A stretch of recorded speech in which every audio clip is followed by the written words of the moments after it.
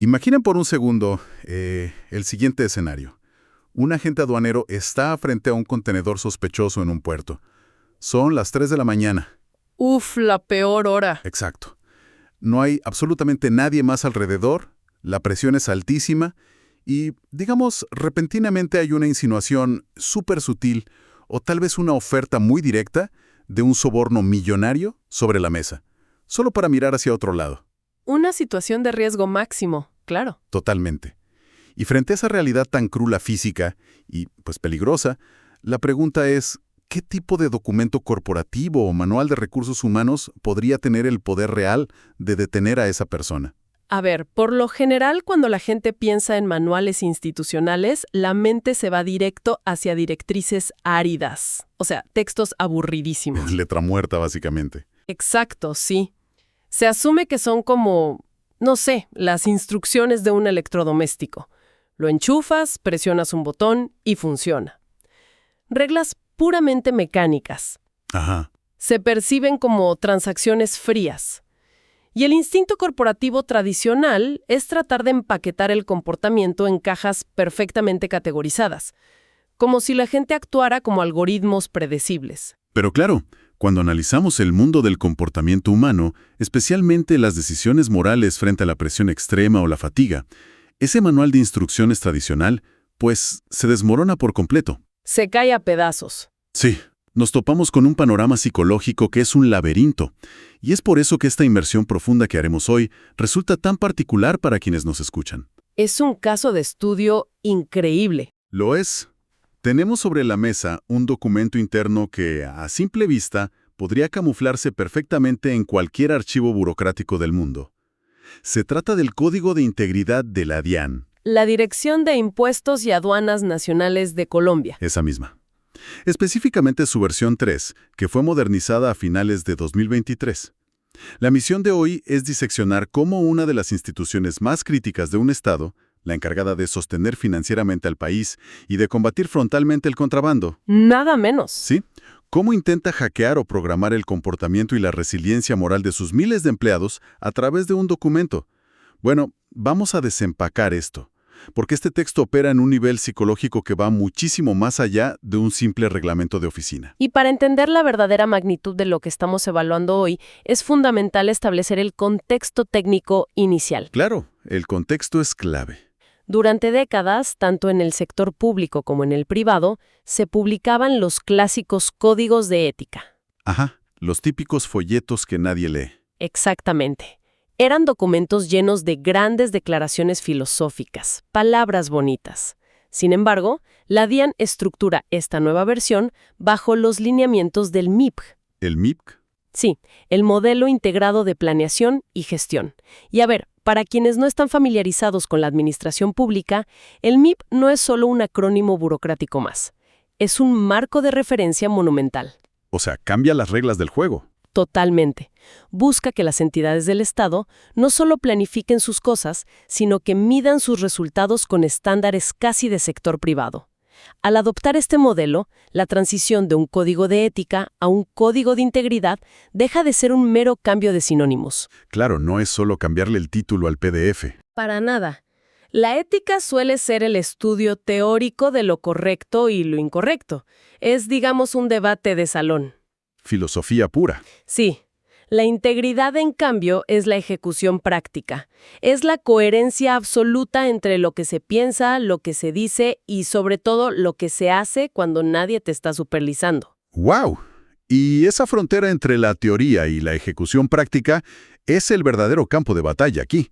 Porque si la integridad operativa es la meta final de la institución, la pregunta obvia es, ¿cómo aterrizas las reglas de ese juego en el día a día? Aterrizarlo es el gran reto. Y el documento aborda este problema estructurando toda esa filosofía en 5 valores fundamentales: honestidad, respeto, compromiso, diligencia y justicia. Valores muy clásicos, la verdad. Sí, a primera vista podríamos considerarnos súper estándar, pero lo que resulta verdaderamente analítico no son los valores en sí, sino el mecanismo que utilizan para codificarlos en el cerebro del empleado. Lo fascinante aquí es cómo huyen completamente de las definiciones enciclopédicas y ambiguas. Ajá. En su lugar, implementan listas binarias de lo que hago y lo que no hago para cada uno de esos 5 valores. Instrucciones de uso literales. Literales. Al estructurar la información de esta forma tan cruda, el objetivo institucional es eliminar cualquier zona gris. Quitan el espacio para la interpretación subjetiva que suele aparecer cuando las personas intentan racionalizar una mala decisión. Eso de, bueno, solo fue una vez, o no es tan grave. Y el nivel de franqueza en esas listas, o sea, de verdad es impactante. Por ejemplo, leyendo el documento, dentro del valor de la honestidad, el texto estipula explícitamente: siempre digo la verdad, incluso cuando tengo errores, porque es humano cometerlos, pero no es correcto esconderlos. Es súper directo. Y justo después, incluyen una frase que suena casi a un principio estoico. Dice: para ser impecable, no necesito testigos. ¡Wow! Es que están estructurando la arquitectura de decisiones de sus colaboradores. Esas afirmaciones en la columna de lo que hago buscan instaurar un locus de control interno. Que la brújula esté adentro, no afuera. Exacto. Pero donde el documento muestra su verdadero carácter de control de riesgos es en la sección de lo que no hago. No se andan con rodeos en absoluto. Cero sutilezas. Hay prohibiciones extremadamente específicas. Cosas como la de no prestar el carnet de identificación institucional para simular el ingreso de un compañero a las instalaciones. Uy, el típico favor de oficina. O la advertencia categórica de no utilizar documentos falsos para acceder a mejoras laborales o ascensos. Y en el apartado de respeto, coronan con una directriz que parece hiperbásica, pero es vital en la atención al público. Dicen: soy amable todos los días. Esta es la clave. Con signos de exclamación y todo. Es directo y no deja lugar a ninguna duda. Sin embargo, analizando esto con ojo crítico, surge una inquietud inevitable. A ver, dime. Al leer que una entidad de este nivel de responsabilidad, encargada de los impuestos de un país, tiene que prohibirle expresamente a profesionales adultos, muchos de ellos con años de formación y maestrías, que no utilicen su placa para presionar a ciudadanos, Sí, suena fuerte. o que no asuman que su trabajo es un favor que le hacen al contribuyente. O sea, ¿no resulta un poco sorprendente o incluso preocupante? ¿No revela esto una desconfianza profunda? ¿No debería asumirse todo esto como un sentido común profesional incuestionable? Entiendo por qué lo dices. Esa es una lectura muy lógica desde afuera. Pero la gestión de grandes burocracias opera bajo una lente distinta. En un escenario ideal, sí. Todo esto se daría por sentado. Claro, en un mundo perfecto. Pero en el mundo real, los seres humanos sufren de fatiga de decisión. Enfrentan sobrecarga cognitiva constante y están inmersos en dinámicas de poder que son muy complejas. Y el cansancio pesa. Pesa muchísimo. Entonces, detallar lo que parece obvio funciona como un mecanismo de defensa institucional.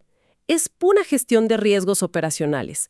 Al estipular por escrito que un funcionario no puede, jamás, tratar su labor como un favor personal, se elimina el escudo de la ignorancia. Te quitan la excusa. Legal y operativamente ya no existe el argumento de «ay, yo no sabía que eso cruzaba la línea». Entiendo el punto. Es como construir barreras de contención contra esa fatiga de decisión. Cuando alguien está agotado mentalmente en un entorno de alta tensión a fin de mes, el cerebro busca atajos. Siempre busca atajos. Y a veces, ese atajo es racionalizar una pequeña falta ética. Al tener una lista de «no hago esto» tan estricta, el individuo no tiene que gastar energía debatiendo consigo mismo si la situación amerita una excepción. La regla asume esa carga cognitiva. Exactamente. Te ahorran el debate moral interno. Pero claro, aunque las barreras eviten que el auto se salga del camino, no necesariamente encienden el motor. ¡Qué buena analogía! O sea, una persona puede marcar escrupulosamente todas las casillas del cumplimiento normativo y hacer su trabajo con absoluta apatía. Entonces, si las reglas previenen lo malo, ¿qué impulsa lo bueno? Ahí está el salto cualitativo del documento. Aquí es donde se pone realmente interesante, porque deciden abandonar el lenguaje de cumplimiento legal y entran en lo que denominan filosofía institucional. Y para esto, introducen una especie de zoológico aspiracional. Es un giro metodológico drástico. Pasan de la contención conductual al simbolismo puro. Un simbolismo supervisual. Sí. La DIAN toma la decisión de usar la biodiversidad colombiana. Específicamente, eligen 4 animales para encarnar sus valores aspiracionales. Están, en términos prácticos, construyendo una mitología corporativa interna. Y no es algo que uno vea todos los días en una agencia tributaria, ¿eh? Parece el resultado de cruzar una sesión de estrategia corporativa moderna con una fábula antigua. Tal cual. Básicamente, le están otorgando a sus funcionarios animales espirituales para guiar su labor. Tomemos al oso de anteojos, por ejemplo. Ajá, el primero. Este animal es el emblema de la valentía, y el documento no lo deja en una metáfora vaga. Lo conecta directamente con la misión de luchar contra economías criminales y asegurar que el imperio de la ley alcance a todos. Y siguiendo esa misma línea, introducen a la lechuza. ¿La usan como representación de la objetividad? Un animal muy sabio en la cultura popular. Exacto. En el terreno de la administración de impuestos, esto se traduce en la obligación de tomar decisiones fundamentadas en evidencia rigurosa, datos duros, sin ningún tipo de sesgo personal. Es el símbolo de la visión penetrante capaz de encontrar la verdad en medio de la confusión financiera. Después aparece el jaguar. Imponente. Sí, personificando la templanza. Habla del carácter necesario para enfrentar la evasión y el contrabando de manera frontal, pero con una determinación sobria. Y luego está el último, que me parece el más intrigante conceptualmente. El colibrí. El colibrí es interesantísimo. Es el símbolo de la providencia. El documento lo describe como la capacidad de anticiparse a eventualidades y continuar a pesar de los reveses. Cuando uno asocia a un colibrí que requiere un esfuerzo inmenso y constante solo para mantenerse en el aire, Aleteando sin parar. con la tarea tecámica de cerrar la brecha de evasión fiscal de un país, se genera una imagen mental profundamente tenaz. Y el uso de estos animales requiere una mirada sociológica profunda. No son simplemente ilustraciones bonitas para decorar los pasillos de las oficinas. No son la mascota de la empresa. No. El propio código los define como una palanca para el logro de la estrategia institucional. Esto es un intento deliberado de reescribir la identidad del servidor público. Tradicionalmente, la recaudación de impuestos sufre de un estigma. Sí, de ser un trabajo gris, burocrático, sellar formularios. Exacto, auditar balances en un sótano. Pero al inyectar estos tótems, la narrativa cambia radicalmente. Ya no son meros oficinistas. La retórica los eleva al rol de guardianes épicos del Estado social de derecho. Les da un propósito narrativo gigante. Totalmente. Han construido un puente entre el papeleo aburrido y el heroísmo cotidiano. Ahora, hasta este punto de nuestra inmersión, tenemos un sistema que define las reglas claras con los 5 valores básicos. Y tenemos los arquetipos de identidad con los animales. Sí, reglas y símbolos. Pero a ver, una identidad visual no es suficiente si no hay un motor emocional que la impulse. Una cosa es mirar el dibujo de un jaguar en una presentación de diapositivas un martes por la mañana, y otra muy distinta es sentir el peso del país en los hombros al tomar una decisión difícil. Ahí es donde entra la conexión humana real. Y es precisamente aquí donde la DIAN despliega lo que podríamos llamar poesía burocrática. Introducen el manifiesto institucional y un juramento. El manifiesto opera verdaderamente como el núcleo emocional de toda esta estructura. El documento lo describe técnicamente como una descripción vívida del propósito institucional. Su función no es informar, sino conmover. Tocar el corazón. Sí, cohesionar a individuos que pueden estar trabajando a miles de kilómetros de distancia los unos de los otros en contextos súper diferentes. Y el lenguaje que usan abandona por completo esa frialdad administrativa. Hay un pasaje del manifiesto que me llamó mucho la atención. Dice, somos de río, de montaña, de valles, de mares y selvas, y bosques. Somos hijas y también hijos del esfuerzo por salir adelante. Es un nivel de prosa poética muy inusual en el gobierno. Al leer esto, uno se da cuenta de que están intentando humanizar el uniforme. Están recordando a su personal que, antes de ser autoridades fiscales, son ciudadanos trabajando para sostener a otros ciudadanos. Y esa redacción cumple una función táctica fundamental, nivela las diferencias internas. La fuerza laboral de una entidad nacional es increíblemente heterogénea. Sí, hay de todo. Al apelar a los ríos y las montañas, validan esa diversidad, pero inmediatamente la unifican bajo el concepto del esfuerzo por salir adelante. Y más adelante, el manifiesto lanza una afirmación que redefine las consecuencias de su trabajo diario. Estipula: privar a Colombia de nuestros aportes es negarle a su gente el derecho a una vida digna. ¡Wow! Es una reestructuración del impacto del trabajo asombrosa. No te están diciendo, oye, si evaden impuestos, no cumplimos la meta trimestral. ¿Qué es lo que diría cualquier otra empresa? Exacto. Están diciendo, si fallamos hoy, alguien allá afuera pierde su derecho a una vida digna. Y toda esta narrativa culmina en el anexo final del documento, que es la ratificación del juramento de integridad. Un compromiso solemne. Sí, porque este juramento no es un trámite ligero que firma sin mirar. Invoca las dimensiones más profundas del individuo, a su familia, a sus creencias personales o espirituales, a la sociedad civil y a sus jefes y colegas. Si conectamos esto con el panorama general de la filosofía moral, la primera línea de ese juramento es, sin duda, la más compleja y reveladora de todo el manual. El empleado debe comenzar declarando: bajo el poder que me concede mi libertad. Esa frase, el poder que me concede mi libertad, tiene una gravedad enorme. Parece más propia de un tratado de filosofía política que de un manual de recursos humanos. Y es precisamente esa frase la que ancla todo el sistema. Al exigir que el colaborador reconozca su propia libertad antes de prometer absolutamente nada, la institución está admitiendo una realidad incómoda, pero certera. ¿Cuál realidad? Que no se puede forzar la verdadera integridad. La obediencia ciega, bajo la amenaza de una cámara de seguridad o una auditoría sorpresa, no es integridad, es simple cumplimiento por miedo. Al evocar la libertad individual, la entidad reconoce que el empleado es un agente moral autónomo. Tiene el control. Exacto. Se le está diciendo: sabemos que tienes el poder absoluto para tomar el soborno, alterar el sistema o mirar a otro lado, y te pedimos que, precisamente porque eres libre de hacerlo, elijas conscientemente hacer lo correcto. Es un esfuerzo por cultivar un compromiso interno. Claro, en lugar de imponer una dictadura externa de vigilancia. Esa perspectiva de la libertad como catalizador moral es brillante. Convierte el acto de hacer lo correcto en una afirmación de autonomía personal. Te empodera. Sin embargo, tengo que intervenir aquí y cuestionar esto un poco. Presionar sobre la realidad material de estas cosas. A ver, adelante.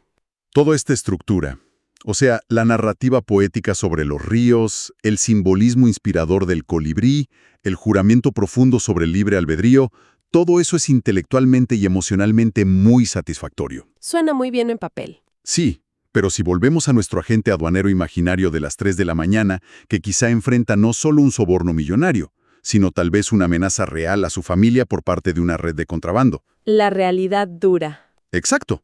¿Un manifiesto poético realmente tiene la atracción necesaria para detener la corrupción sistémica o el miedo paralizante? Esa es la vulnerabilidad inherente de cualquier esfuerzo cultural corporativo. Y la respuesta objetiva es no. La poesía corporativa, sin importar cuán elocuente sea, no es un chaleco antibalas. No te salva la vida. No frena por sí sola la maquinaria de la corrupción o del crimen organizado.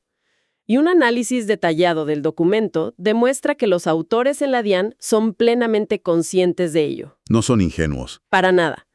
Por eso, este código no se queda levitando en el reino de las buenas intenciones. Lo complementan con un blindaje operativo. Implementan una serie de mecanismos de control, lo que podríamos llamar los dientes del sistema, para garantizar que toda esta filosofía se traduzca en métricas tangibles. O sea, pasamos de lo sublime y la poesía a la hoja de cálculo y el Excel. Literalmente. ¿Cómo logran operacionalizar algo tan invisible y etéreo como la integridad moral? Para asegurarse de que no termine siendo un simple PDF archivado en la intranet que nadie vuelve a abrir. El primer paso es la universalidad irrestricta. El texto especifica que el código aplica sin excepción alguna a todos los niveles y jerarquías de la entidad. O sea, desde el director general hasta el que acaba de entrar. Exactamente, sin importar el tipo de vinculación. En segundo lugar, instauran la capacitación obligatoria. No es opcional. Pero el verdadero salto hacia el control se da en la medición constante. El código exige la ejecución de diagnósticos obligatorios. Diagnósticos de integridad. Sí, con una periodicidad mínima bianual, para evaluar el nivel de apropiación de estas pautas en la vida real. Es decir, que se audita el comportamiento cultural casi con el mismo rigor con el que se auditarían los balances financieros. Ese es el objetivo. No basta con firmar el papel el primer día de trabajo y olvidarse. Además, revisando las fuentes, Vi que exigen a cada dependencia, o sea, a cada jefatura interna, que incorpore al menos un indicador formal dentro de sus planes de acción para medir esto. Y esto plantea una pregunta importante respecto a la gestión pública. ¿Cómo se diseña un indicador matemático para medir la integridad? Suena casi imposible. Es un desafío inmenso. Aunque el documento no detalla la matemática exacta de esos indicadores, en la práctica administrativa esto suele traducirse en métricas palpables.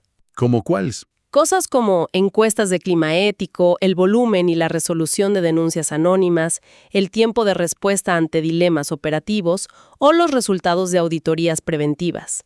Y hay un detalle en el documento que consolida esta visión súper pragmática.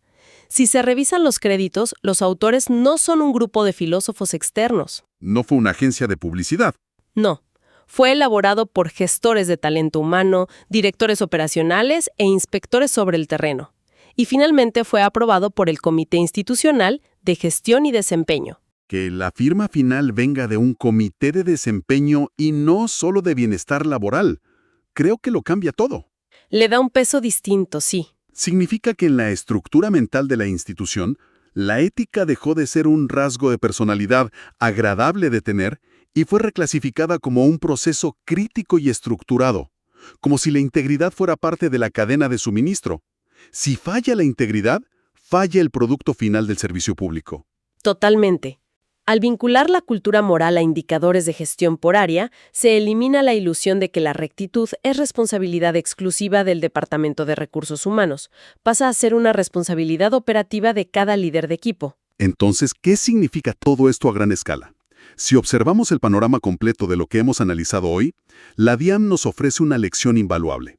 Un modelo de cómo intentar construir cultura organizacional. Una ingeniería del comportamiento muy completa. Sí. No apuestan por una sola estrategia, sino que han diseñado un ecosistema de influencia de 4 niveles. Empiezan con reglas absolutamente literales, eso de no preste su carnet, para evitar la fatiga de decisión y cerrar las excusas. Luego inyectan una capa simbólica inspiradora con los animales, el jaguar y el colibrí, para transformar la identidad del trabajador. Darles ese estatus épico. Después, aplican una carga emocional intensa a través del manifiesto y el juramento, recordando el impacto humano de su trabajo y apelando directamente a esa libertad de elección. Y finalmente, aterrizan todo ese vuelo filosófico con diagnósticos bianuales y métricas de cumplimiento estrictas. Es un andamiaje administrativo sumamente sofisticado. Han hecho, digamos, literalmente todo lo institucionalmente posible para crear las condiciones que propician el comportamiento ético. Es un esfuerzo monumental. Lo es. Sin embargo, al concluir esta inmersión profunda, persiste una idea que me gustaría dejar flotando en el aire para quienes nos escuchan hoy. A ver, cuéntanos. Hemos visto cómo una institución construye este ecosistema perfecto. Las barreras métricas, los tótems aspiracionales, la fibra ciudadana. Pero si somos fieles a las primeras palabras de ese juramento, la que reconoce que todo esto se sostiene sobre el poder que nos concede nuestra libertad. La frase clave. Sí, cabe preguntarse si la verdadera rectitud es algo que realmente pueda ser institucionalizado, parametrizado y auditado por un sistema. O si, sin importar cuán perfecto sea el manual que se diseñe, la integridad seguirá siendo en última instancia esa solitaria y silenciosa decisión individual, en el exacto momento en que nadie está mirando.